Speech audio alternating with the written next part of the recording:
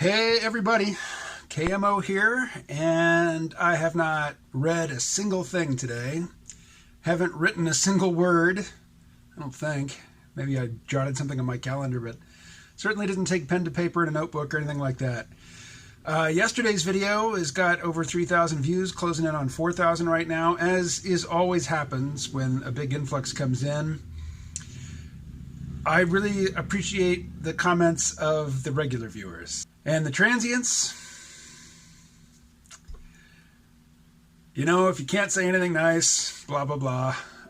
To those folks who have subscribed in the last 24 hours because of yesterday's video, I don't talk about Andrew Yang every day, much to the relief of the folks who have followed me here from my podcast. He's my candidate, but, you know, I read his book, or I listened to the audiobook version of The War on Normal People repeatedly. And, you know, I've heard all of his talking points, so when he's on some new news show or news outlet, I don't bother watching it because he says the same things over and over again, which is great. I mean, what he's saying is excellent, and every time he says it in a new place, people who hadn't heard it before finally get to hear it for the first time, and it takes a few listens, because what he's saying is different from what people are used to hearing. For a lot of people, they hear that difference immediately and they're like, yes, they really tune in. For other people, though, they hear that difference and they think, oh, this guy's not a serious candidate. But after you think about what you've heard and you talk about it with other people, hopefully other people who aren't, you know, steering you back into the mainstream managed herd mentality, it's great. You know, it's great to hear him say the same things a few different ways. It's great to hear him find different ways to take a question and steer it back to the economy and steer it back to the struggles that normal people have in this time of, you know, rapid technological upheaval. And for those who are not regular viewers who just got here, this is not my usual look. This is a new thing, and I'm commenting on it every time I'm reminded of it. But either it will go away because I'll have something to fill that gap, or I'll just stop noticing and stop talking about it. So here I am, talking, obviously without much plan, about the experience of being a YouTuber who really is happier when it's just the usual crowd tuning in to watch. It's nice that the usual crowd grows slowly over time, but I've become wary of the idea that, oh yeah, some video of mine is going to go viral and I'm going to hit it big overnight and I'm going to have 10,000 subscribers next week. I'm not even hoping for that. I heard a story many years ago now about, you know, artists who had been sort of niche artists. You know, they had a small audience and then they got bigger. And the interviewer asked somebody who had talked to a lot of artists who had, you know, traced this same career trajectory, at what audience size, you know, did you have the best relationship with your audience? And the answer was about 2,000. And that's been about the size of my podcast listening audience for over a decade. You know, I always wanted it to be bigger because I wanted to make some money at it. But the interactions, I mean, with an audience size of, you know, about 2,000, most people don't ever send you any feedback. So it's a tiny minority who actually comments. I think more people comment on YouTube than will, you know, take the time to send me an email or post a comment to a podcast. But, you know, most people you will never hear from. But with an audience size of about 2,000, you're going to hear from enough high quality people that, you know, you establish sort of a correspondence network with some really smart people. And, you know, this is the great and the horrible thing about, you know, talking about any topic online, is that some people in your audience are going to know more about the topic than you do.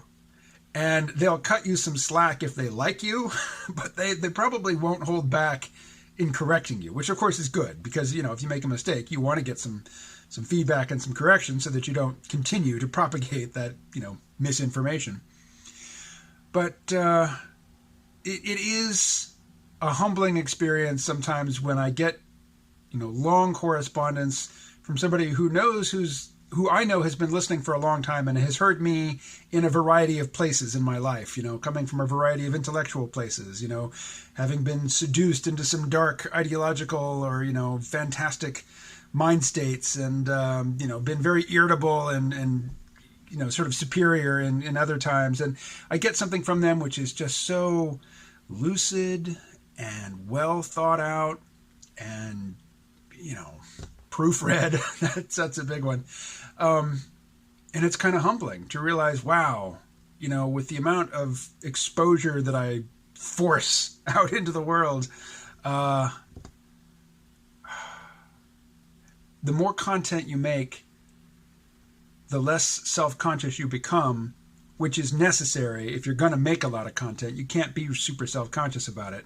But at the same time, when that self-consciousness completely falls away because you just don't have the mental bandwidth to keep up with it, that's when the crazy stuff comes out. That's largely, I think, Alex Jones has made that his shtick.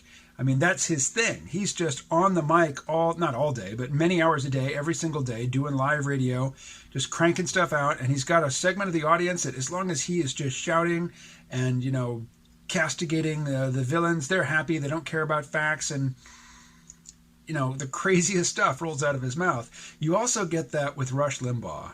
Rush Limbaugh, who doesn't have as much time on the mic, each day as Alex Jones, but still, he spends at least 2 or 3 hours on the mic doing live radio every day, gets into these jags where he starts talking in fake Chinese. You ever heard that? If you were nervous, if you just got your radio show and you were about to go on the air for the first time, and you're super self-conscious. You're going to be really careful about what you say. You're going to be really, you're going to project yourself into the place of the audience and imagine how they're taking in what you're saying. But when you do it every single day for decades, you come in and it's just like any other day. And, if you're having a bad day, or if your mind is wandering, or if you just get into a weird headspace, boom, Chinese flavored glossolalia for 5 minutes. I mean, I've seen him go on and on. I'm not a regular consumer of his content, but if you just search YouTube for Rush Limbaugh fake Chinese, it's amazing. The stuff that you will see is amazing. Anyway, is there anything topical that I want to talk about today? I've been working on the comic strip all day, the one that I was supposed to post yesterday, and it's still not done. I'm about to go shoot video at a municipal meeting, and when I get back, I'm going to sit right back down and keep drawing on that comic. Here is an image. This isn't even a full image, but it's a piece of an image that will be in the comic strip. Again, the comic strip website is Gebb, G-E-B-B. It stands for, it doesn't matter what it stands for. The website is gebb.io. If you would, check it out. There is, more than a year's worth of stuff there. And, I don't know, read it. I will talk to you after some more preparation tomorrow. By the way, this is what I look at when it seems like I'm looking into the camera. I'm actually looking at little busy Buddha here, talking on the phone, sipping his tea. Talk to you tomorrow.